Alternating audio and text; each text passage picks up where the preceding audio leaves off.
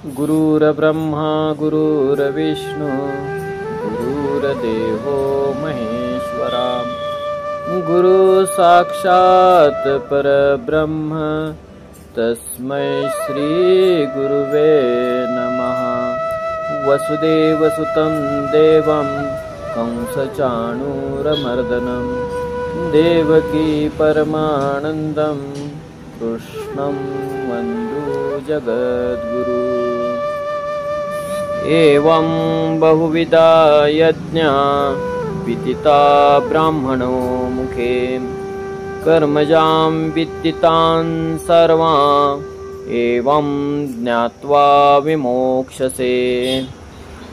अध्याय क्रमांक 4 आणि श्लोक क्रमांक 32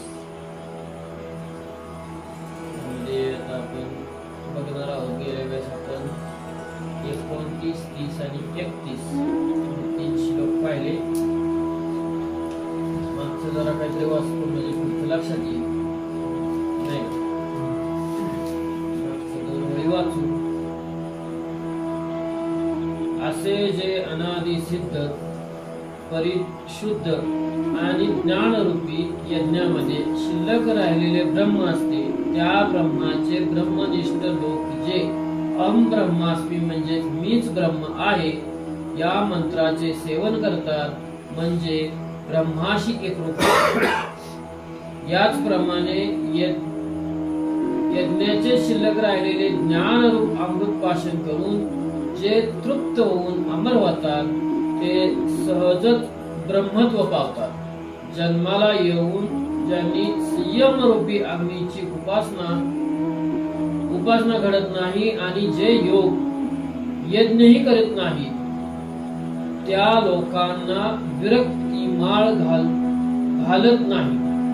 हे अर्जुना, ज्याचे ही लोकांमध्ये आचार विचार आणि उच्चार सात्विक नाही त्यांना परलोक मिळेल काय म्हणून याविषयी बोलणेच नको।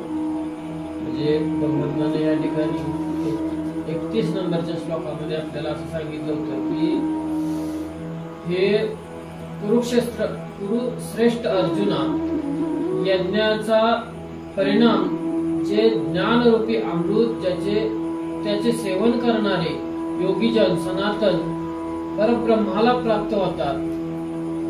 जो कोणी कोणताच यज्ञ करीत नाही त्याला ऐहिक सुख मिळत नाही आणि मग त्याचा परलौकिक सुख तरी कसं मिळणार त्याला।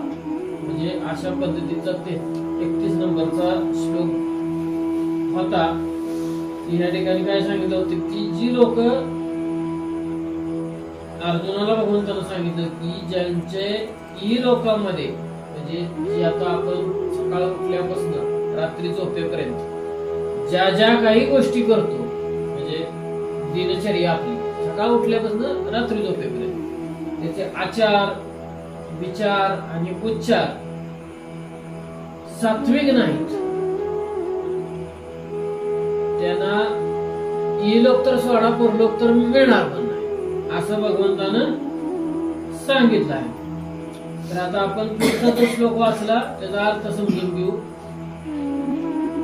असे विविध प्रकारचे यज्ञ वेदवाणीतून विस्तार पावले आहेत ते सर्व यज्ञ कर्मापासून उत्पन्न होणारे आहेत असे तू जाण। असे जाणल्याने निष्काम कर्मयोगाद्वारे तू संसार बंधनातून मुक्त होशील। या ठिकाणी भगवंताने काय सांगितले की अनेक प्रकारचे असे यज्ञ आहेत की जे भगवंताच्या वेदवाणीतून म्हणजे जे 4 वेद सांगितलेले आहेत त्या वेदातून त्याचा विस्तार केलेला आहे त्याचा विस्तार पावलेला आहे। ते सर्व यज्ञ कर्मापासून उत्पन्न होणारे आहेत। कशापासून? यज्ञ कर्मापासून। आपल्याला सगळ्यात काय सांगितलं? आपलं कर्म सगळ्यात महत्वाचं सांगितलं। असे तू जाण आणि असे जाणल्याने निष्काम कर्मयोगाच्या द्वारे संसार बंधनातून मुक्त होता येते। या ठिकाणी काय सांगितलं आपल्याला की असोनी संसारी जीवा वेगुकर वेद शास्त्र उगारी बाहेर म्हणजे वेदांनी जे आचरण घालून दिलेलं आहे. वेद वेद म्हणजे आहेच काय हो, वेद. वेदांनी आपल्याला आचरण दिलं, वेदांनी विचार दिले, वेदांनी आपल्याला ज्या ज्या काही गोष्टी दिल्या, आचार दिले, विचार दिले, उच्चार दिले, सात्विकता दिली, ह्या सगळ्या ज्या काही गोष्टी दिल्या वेदांनी, त्याच आपल्याला आचरण करायचं. जोपर्यंत ती आपण आचरण करणार नाही आणि निस्वार्थ बुद्धीनं कर्म करणार नाही, तोपर्यंत मुक्ती हा विषय नव्हे, तुम्ही भक्ती पण करू शकत नाही. भक्ती पण होत नाही. ही करणं म्हणजे एक प्रकारची भक्ती, आणि ही अशी भक्ती भगवंताला आवडते. अशी भक्ती भगवंताला आवडते की देखील जायची गरज. हा अहो, मग प्रमाण खोटी होतील का? देव आहे, देव आहे, हृदय मंदिरी शोधून पाय. मग हे प्रमाण खोटं होईल का? प्रमाण म्हणले कशाला?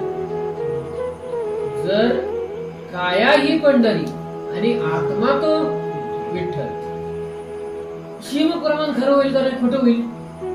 जर आपल्याला ही आचार, विचार, उच्चार ह्या सगळ्या गोष्टी जर आपण त्याची अंमलबजावणी केली तर आपल्याला मंदिरात जाण्याची गरजच काय? कुठे जाण्याची गरज नाही. देव आपल्याकडे येईल. चौथा माळ्याकडे देव आला होता. देव कधी गेला होता का बाबा मंदिरात? सावता बाबा कधीही मंदिरात गेले नव्हते, परंतु त्यांच्याकडे देव आपोआप. देव आला म्हणजे कसा आला होता? देव काय त्या विटसईत आला का? ती मूर्तीचं देव नाही आला. देव रूप झाले सावता माळ्यात.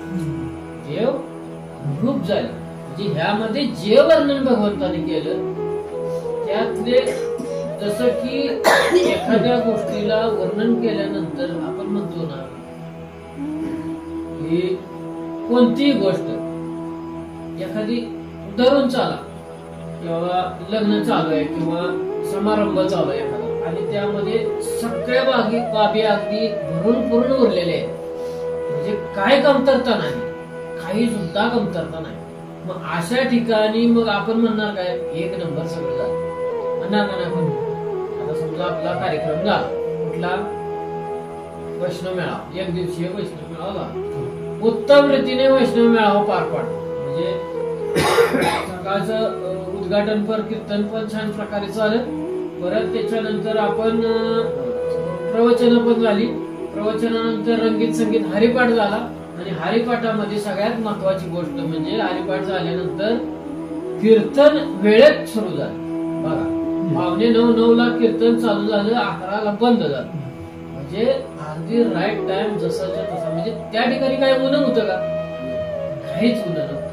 तसं एखाद्या ठिकाणी काही उन्हं नसतं तेव्हा आपण काय म्हणू शकतो? त्याला काहीतरी चांगलं झालं असं म्हणू शकतो ना.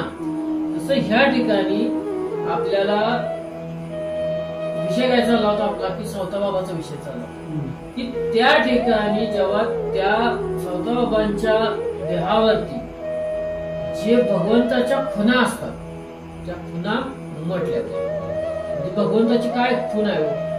दया, क्षमा, ज्याचे अंगी. बरोबर आहे की नाही? तिथं काय पाहिजे? दया पाहिजे, क्षमा पाहिजे, परत कसे विचार पाहिजे चांगले, त्याचे उच्चार चांगले पाहिजे. म्हणजे ह्या सगळ्या जर आपण जर ह्या सगळ्या गोष्टी ओके असतील, नाही म्हणत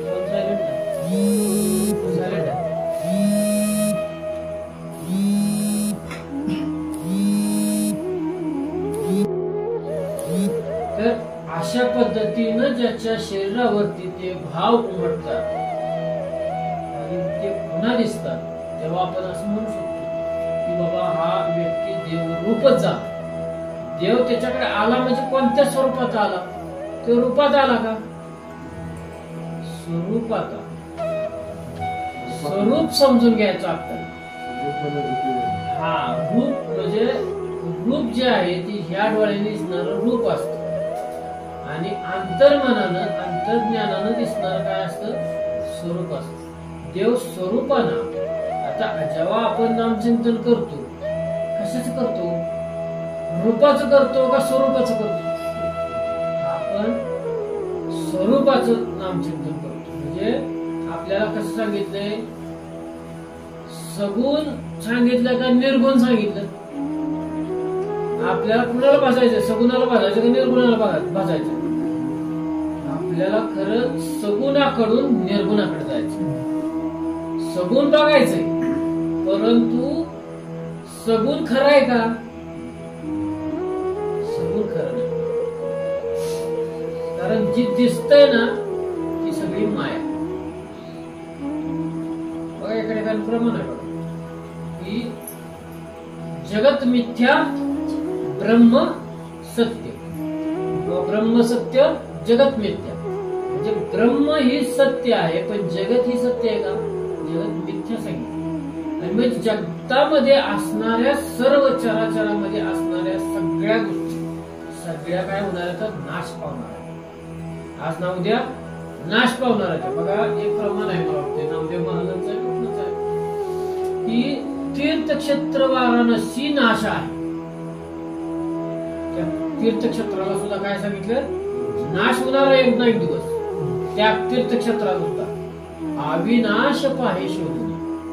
अविनाशी गोष्ट कोणती अशी? अविनाश पाहे शोधून. तर जोपर्यंत आपण सगुणाकडून निर्गुणाकडे जात नाही, तोपर्यंत आपली भक्ती त्या पुढच्या लेवलला जाणार नाही. बघा त्या महाराजांनी सांगितलं, महाराज काय त्यांचं नाव होतं, त्यांनी सांगितलं होतं बघा, जेव्हा आपण नामचिंतन करतो, नामचिंतन केल्यानंतर आपल्याला आतून काय वाटतं आणि त्याचं जेव्हा आपल्याला कृपा होती त्याच्यानंतर पुढे काय होतं. म्हणजे जसं मी तुम्हाला अनेक वेळा सांगितलं की आपण पहिली, दुसरी, तिसरी, चौथी, पाचवी जसं क्रमाक्रमानं जातो, तसं ह्यामध्ये सुद्धा परमार्थामध्ये सुद्धा एक क्रम आहे.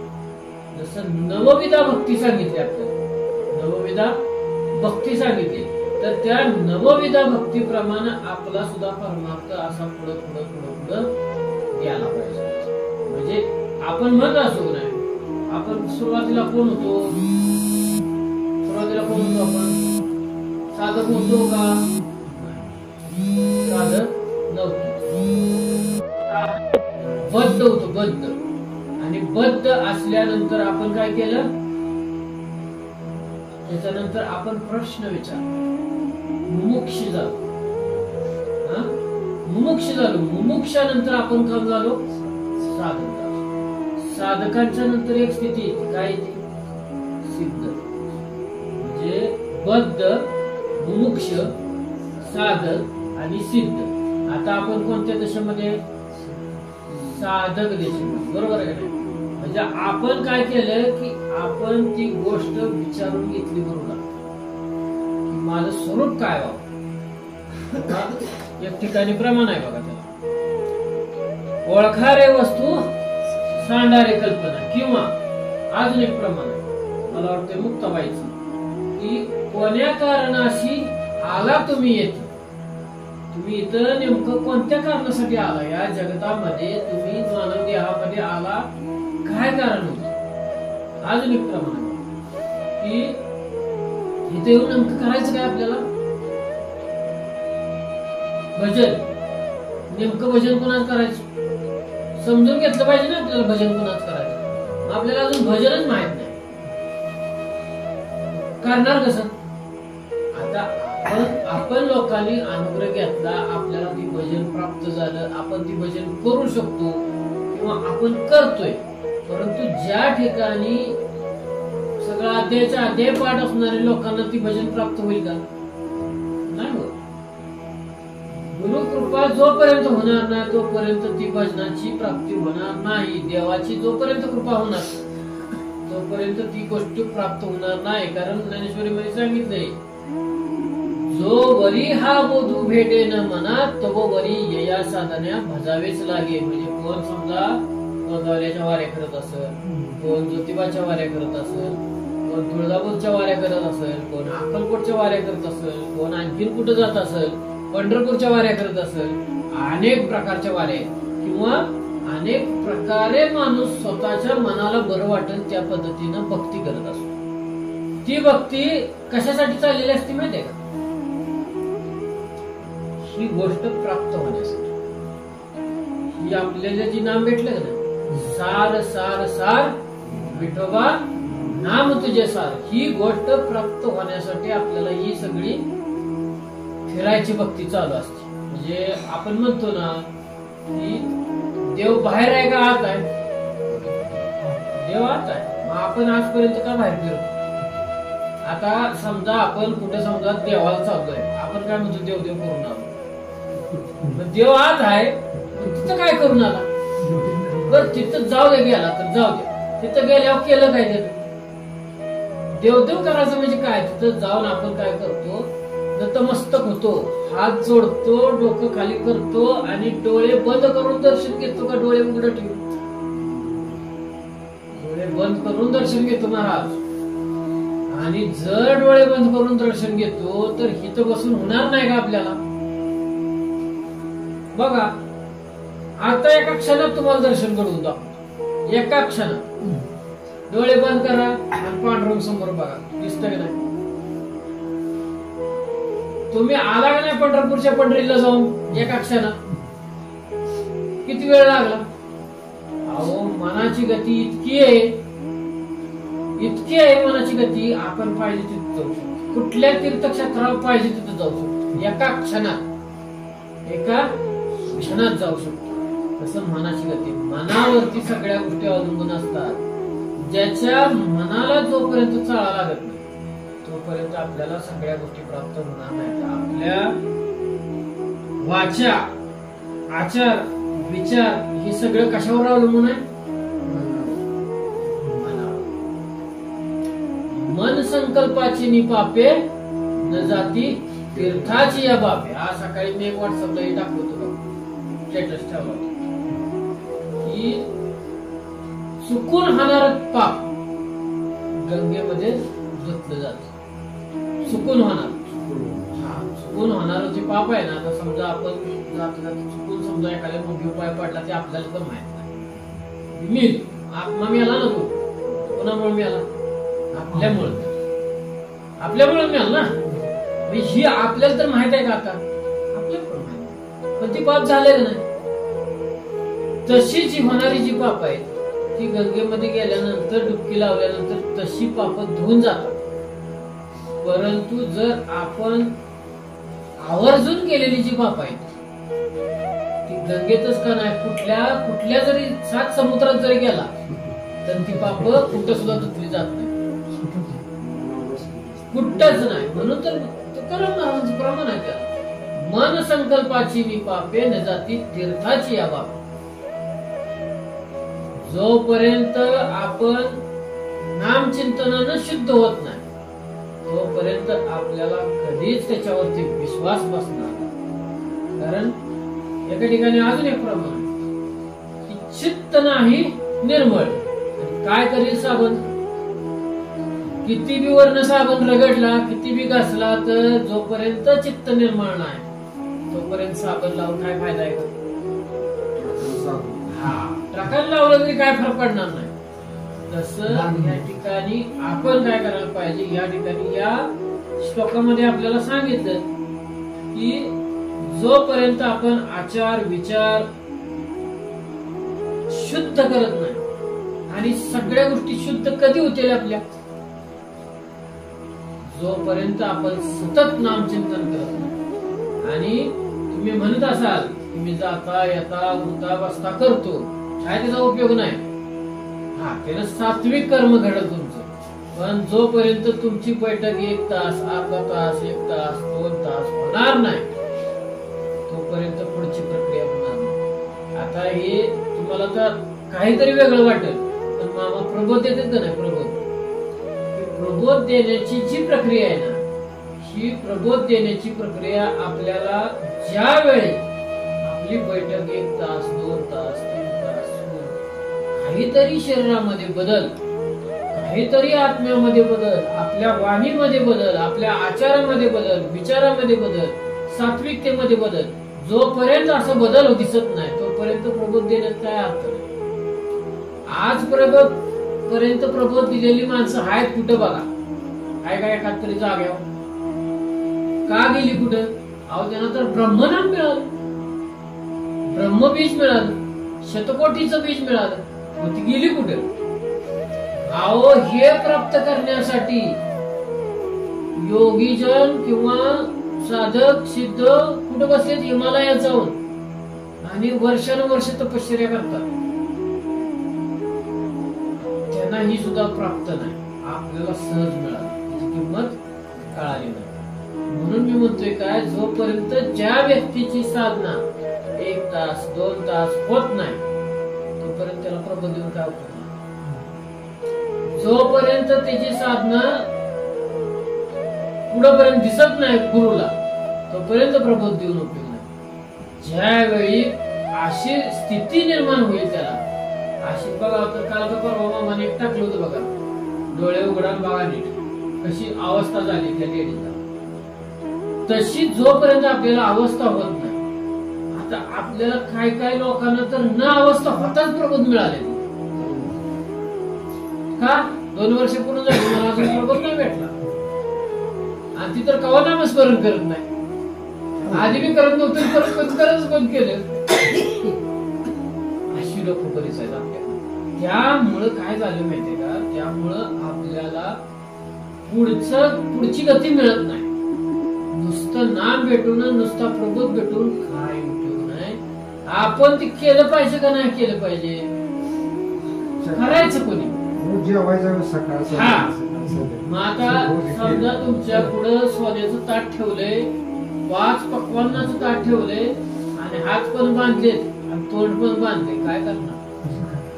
हा, कसं जेवायचं? आपल्या मनानच आपण हात बांधून घेतलेत आपले. आता ह्या ठिकाणी कोण आड येतंय का हो आपल्या नामचिंतनाच्या?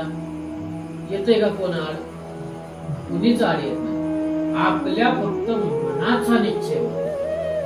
आपलं ज्यावेळेस मन निश्चय होईल त्यावेळेस मात्र निश्चित आपण पुढची गती प्राप्त करणार. जोपर्यंत मनाचा निश्चय होत नाही तोपर्यंत मनोमार्ग गेला, मनाच्या मार्गाने गेला की संपला. पण संतांच्या संगती मनोमार्ग, संतांच्या संगतामध्ये जर आपण मनाच्या मार्गाने गेलो, संतांच्या मनाच्या मार्गाने गेलो तर आपण निश्चित पुढे जाणार. पण मनाच्या मार्गाने गेलं की आपल्या निश्चित मागे येणार, निश्चित मागे नाही येणार, नाम निशाणच राहणार नाही, साईडलाच. जसं की एखादी मासा जर मेला असेल समुद्रामध्ये तर तो कुठे लागतो? किनाऱ्याला बाहेर पडतो. तो कुठनं? समुद्रातून बाहेर पडतो. बघा सगळ्याची तशी जायची, कुठला पण हे प्राणी मरू द्या तो कुठं जातो? नदीतला मरू द्या, कुठं निघतो तो? बाहेर निघतो. तसं आपण नाम चिंतन सोडलं की आपण कुठे निघणार? साईडला निघणार, आपण बाहेर निघणार. जोपर्यंत आपण ती करतोय तोपर्यंत आपण ह्या मेळ्यामध्ये राहणार. करायचं बंद झालं की आपण पण साईडला निघणार. एक भगवत भाव मध्ये सुद्धा एक गोष्ट सांगितली बघा, तुम्ही जर वाचला असेल तर तुम्हाला आला असं वाचलं. गुरुत्वाकर्षणाचा सिद्धांत सांगितलं, वाचला की? तर ज्यावेळी यान वर जात असते तेव्हा किती प्रेशर लागतं? प्रेशर असल्याशिवाय वर जाऊ शकत नाही, बरोबर? विमान सुद्धा उड्डाण करताना बघा हवेचं किती प्रेशर असतं, ते हवेचं प्रेशर असतं म्हणून ती उडतं.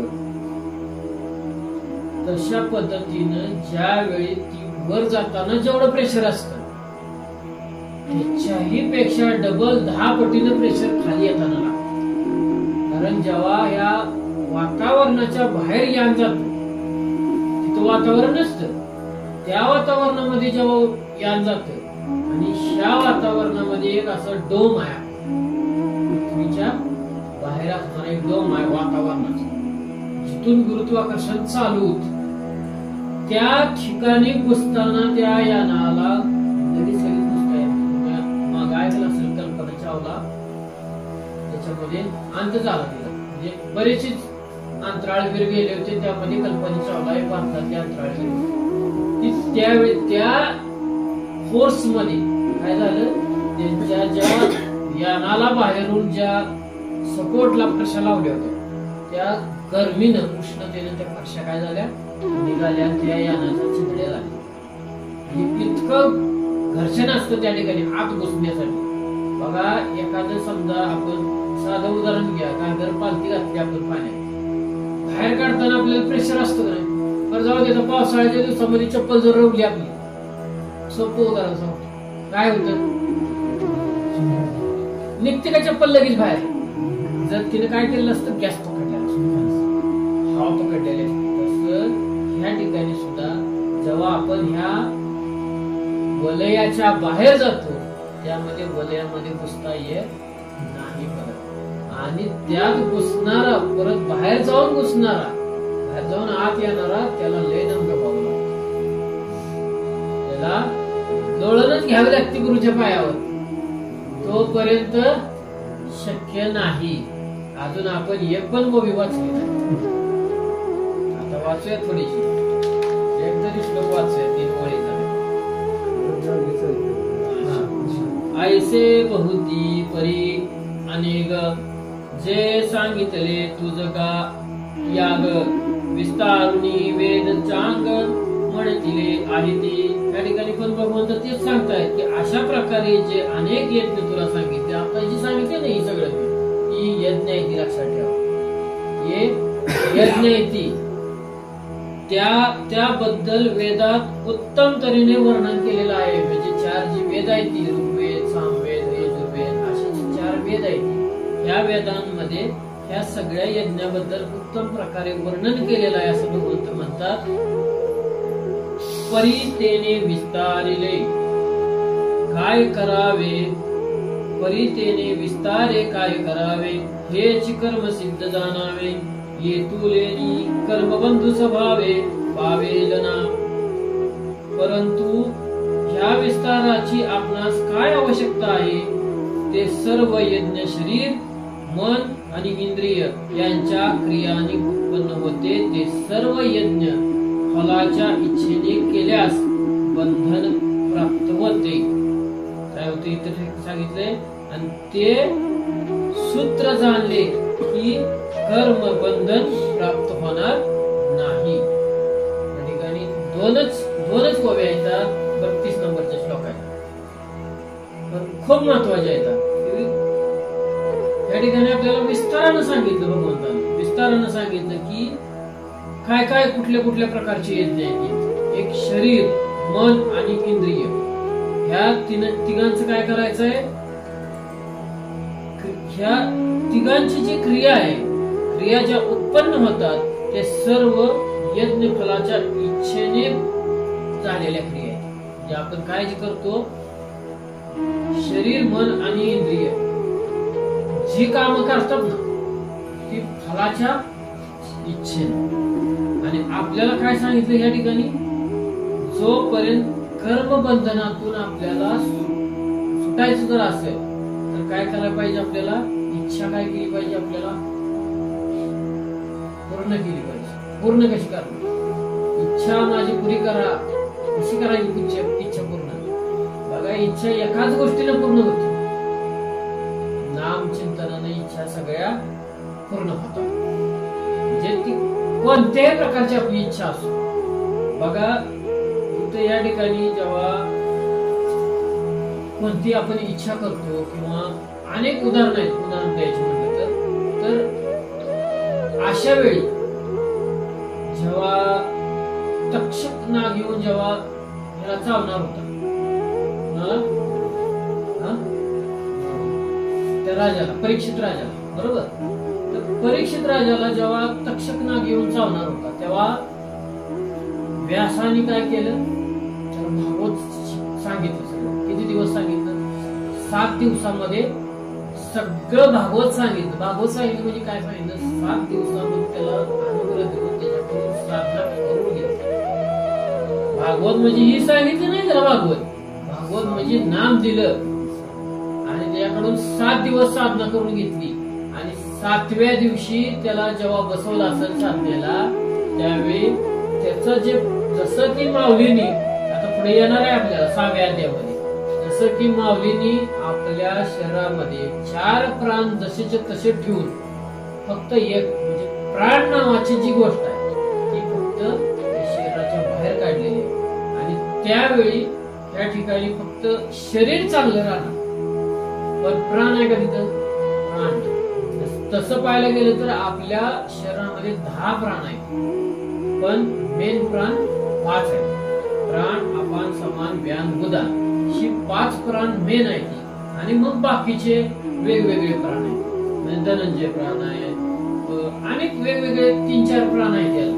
तर ते प्राण शरीरातून काय काय कार्य करतात, काय काय नाही करतात, मी मला पुढच्या वेळेस सांगितले. मी सगळं लिहून ठेवलंय, त्यात मी तिचा अभ्यास करून थोडासा तुम्हाला सांगतो, कारण ती सुद्धा खूप महत्वाची गोष्ट आहे. म्हणजे प्राण नुसता बाहेर काढल्यानंतर शरीर जसे जसं राहतं. बघा आता आपण अनेक वेळा मामांच्या मुखात ऐकलेलं आहे की काय काय की नवनाथ आणि गोरक्षनाथ चालली होती, आणि त्या ठिकाणी जेव्हा कुणाची अंत्ययात्रा चालली होती, कुठल्या राजाची, काय त्याचं नाव, ज्याचा मुलगा धर्मनाथ, तर त्या राजाची जेव्हा अंत्ययात्रा चालली होती, त्या अंत्ययात्रेच्या वेळेस प्रजा सगळी रडत होती. आणि मग त्यावेळी मच्छिंद्रनाथाने काय केलं, त्या राजाच्या शरीरामध्ये प्रवेश केला योग ज्ञानाद्वारे, किंवा आपल्या ह्या शरीरातला प्राण काढला आणि त्या शरीरामध्ये स्थापित केला. कारण त्या शरीरातला फक्त प्राण गेला होता, बाकीचे 4 प्राण अजून होते ना. तसं ह्या शरीरातले फक्त एक तिने काय केला, ह्या शरीरातला प्राण काढला त्यात घातला. आणि गोरक्षनाथाला काय सांगितलं, माझ्या शरीराचं जोपर्यंत मी माघारी येत नाही तोपर्यंत रक्षण करा. 12 वर्ष सांगितलं रक्षण करा. म्हणजे जोपर्यंत ह्या शरीरामध्ये बाकीचे जर 9 प्राण असतील तर शरीर खराब होईल का? जेव्हा माणूस जातो त्यावेळी त्याच्या शरीरातले प्राण नावाची गोष्ट निघून जाते पहिली, आणि त्याच्यानंतर मग बाकीचे हळूहळू हळू सगळे प्राण निघून जातात. ही प्रक्रिया किती तासात होती? 6 तासामध्ये ही सगळी प्रक्रिया होती. आणि मग त्याच्यानंतर मग त्या माणसामध्ये काय राहत, म्हणजे कुठलाच प्राण राहत, मग तो माणूस एकदम रिकामा. तसं गोरक्षनाथांनी त्यांच्या देहाला सांभाळलं 12 वर्ष. मग 12 वर्षापर्यंत त्याच्यामध्ये प्राण होते, नुसताच एकच प्राण काढला. तसं माऊलीने एकच काढला 800 किती वर्षापूर्वी, 800 वर्षापूर्वी. तसं आपण सुद्धा तिथपर्यंत पोहोचू शकतो, पण आपली साधना होते का तेवढी? आपण 5 मिनिटं जरी बसलं तर आपल्याला इकडची इकडं व्हावं लागते, इकडची इकडं व्हावं लागते, आहे का नाही? ह्यासाठी काय लागतं तर बैठक लागते. ह्यासाठी एक चित्त म्हणजे अतिशय दृढ निश्चय लागतो. निश्चयाचे बळ तुका म्हणे त्याची. जोपर्यंत निश्चय होत नाही तोपर्यंत आपल्याला ही गोष्ट प्राप्त होणार नाही. आणि जेव्हा का निश्चय आपला परिपूर्ण निश्चय होईल त्यावेळेस मात्र आपण कर्मबंधनातून आपोआप सुटतो. कर्मच मेन आहे हो. कर्मच आपल्याला, जोपर्यंत आपण राम बनवू शकत नाही तोपर्यंत आपल्याला पुढची प्रक्रिया होणारच नाही. जसं सावता बाबांनी आपलं कर्मच राम बनवलं. काय काय बनवलं होतं? कांदा, मुळा, भाजी, आगी, पिठाबाई भाजी, लसूण, मिरची, कोथिंबिरी, अवघा झाला. तशा पद्धतीनं जर आपल्याला देव दिसत असतात, तशा पद्धतीनं जर आपल्याला देव बघण्याची दृष्टी मिळाली, आपल्याला दृष्टी मिळाली बरं का, दृष्टी मिळाली, डोळ्यामध्ये अंजन घातलंय, पण त्या अंजनाचा वापर होत नाही. आपण अंजनाचा वापरच करत नाही. वापर करत असतो तर आपल्याला या दृष्टीच्या पलीकडचं सुद्धा दिसत असतं. आपण जर त्या गोष्टीचा, त्या अंजनाचा वापर करत असतो ना सतत, तर आपल्याला पुढच्या होणाऱ्या गोष्टी, मागच्या घडून गेलेल्या गोष्टी, सगळ्या गोष्टी आपल्याला दिसल्या असत्या. मला सगळं साधू संतांना त्यांचं पूर्वजन्म होतं का नाही माहिती. नामदेव महाराजांचा तुकाराम महाराज कोणाच्या अवतार आहे? नामदेव महाराज आहे. म्हणजे त्यांना ती माहित होतं का नाही? तसं आपलं आपल्याला माहित आहे का? आपण तिथपर्यंत पोहोचत नाही. आपला तेवढा निश्चय होत नाही. आपला दृढ निश्चय ज्या दिवशी होईल ना त्या दिवशी आपल्याला सगळे पिक्चर नीट दिसणार. सगळं दिसणार. लख प्रकाश दिसणार आपल्याला. तिथं अंधार राहणार नाही. कारण गुरु ह्या शब्दाचाच अर्थ असा आपल्याला अंधाराकडून प्रकाशाकडे नेणारा म्हणजे कोण असतो? गुरु असतो. म्हणजे अशा पद्धतीने जर आपण अभ्यास करत राहिलो तर आपल्याला ज्ञानेश्वरी पण समजायला सोपी जाईल आणि पुढचं पण सगळं आपलं व्यवस्थित होईल. थांबायचं का? किती टाइम झाला? टाइम. कुंडली गौदा हरी विठ्ठल श्री ज्ञानदेव तुकाराम पंढरीनाथ भगवान की जय. ज्ञानेश्वर महाराज